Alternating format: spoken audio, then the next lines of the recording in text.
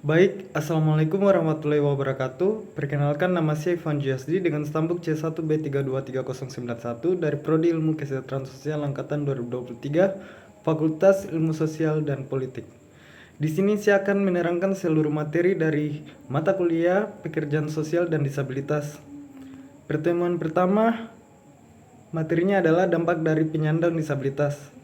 Penyandang disabilitas adalah individu yang memiliki keterbatasan fisik, mental, intelektual, dan sensorik yang dapat menghalangi partisipasi penuh mereka dalam masyarakat. Menurut WHO, sekitar 15% dari populasi dunia hidup dengan disabilitas, dengan sebagian besar tinggal di negara berkembang. Kedua, dampak yang dialami penyandang disabilitas. Dampak di sini berkaitan dari faktor ekonomi, sosial, psikologis, fisik, seperti itu. Yang pertama itu dari skala ekonomi adalah kesulitan mendapatkan pekerjaan karena diskriminasi dan kurangnya pelatihan keterampilan. Ketergantungan pada keluarga atau bantuan sosial akibat terbatasnya peluang ekonomi. Dari faktor sosial adalah marginalisasi dalam komunitas, sering dianggap berbeda atau kurang mampu. Sulit menjalin hubungan sosial akibat stigma. Dari faktor psikologis, penyandang disabilitas sering mengalami stres, depresi, atau kecemasan akibat perlakuan diskriminatif, rasa rendah diri karena kurangnya pengakuan dan dukungan masyarakat. Sementara dari faktor fisik adalah keterbatasan akses ke infrastruktur publik seperti jalan, transportasi, dan fasilitas umum lainnya. Pertemuan berikutnya mengenai hak disabilitas yang terabaikan.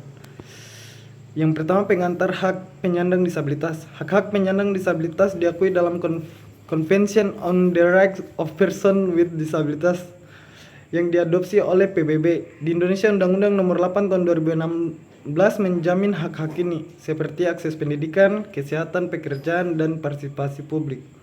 Yang kedua, hak-hak yang sering terabaikan. Yang pertama, akses pendidikan, di mana kurangnya sekolah yang inklusif dan fasilitas pembelajaran khusus. Stigma dari masyarakat dan pendidik yang membuat siswa disabilitas sulit berkembang. Kesempatan kerja, banyak perusahaan tidak menyediakan lingkungan kerja yang inklusif. Diskriminasi terhadap penyandang disabilitas dalam proses rekrutmen. Kedua, kesehatan, minimnya layanan kesehatan yang ramah disabilitas, kurangnya akses terhadap alat bantu seperti kursi roda atau alat pendengaran.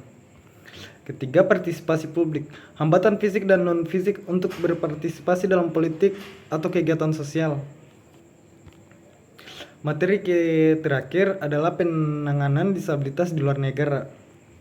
Penanganan disabilitas sangat bergantung pada kebijakan negara masing-masing. Negara-negara maju biasanya memiliki sistem yang lebih baik dalam mendukung penyandang disabilitas. Contoh penanganan disabilitas di negara-negara lain, seperti Amerika Serikat melarang diskriminasi terhadap penyandang disabilitas di tempat kerja, pendidikan, dan fasilitas umum. Semua bangunan umum diwajibkan memiliki aksesibilitas. Kedua, Jerman itu menyediakan pelatihan kerja khusus untuk penyandang disabilitas. Sistem asuransi sosial mencakup kebutuhan alat bantu medis. Ketiga, negara Jepang, di mana Jepang penggunaan teknologi canggih seperti robot untuk mendukung aktivitas penyandang disabilitas. Semua transportasi umum dilengkapi fasilitas ramah disabilitas. Terakhir adalah Australia, Program Nasional Disability Insurance Scheme, memberikan bantuan keuangan langsung kepada penyandang disabilitas. Kelebihan dan kekurangan kebijakan di negara lain. Kelebihannya adalah negara-negara maju fokus pada inklusi dan aksesibilitas. Kekurangannya adalah tantangan adaptasi kebijakan ini di negara berkembang seperti Indonesia meliputi minimnya anggaran dan kesadaran masyarakat. Saya kira itu saja yang dapat saya beberkan terhadap tiga materi tersebut. Lebih dan kurangnya mohon dimaafkan. Saya akhiri, wabillahi taufiq wal hidayah. Wassalamualaikum warahmatullahi wabarakatuh.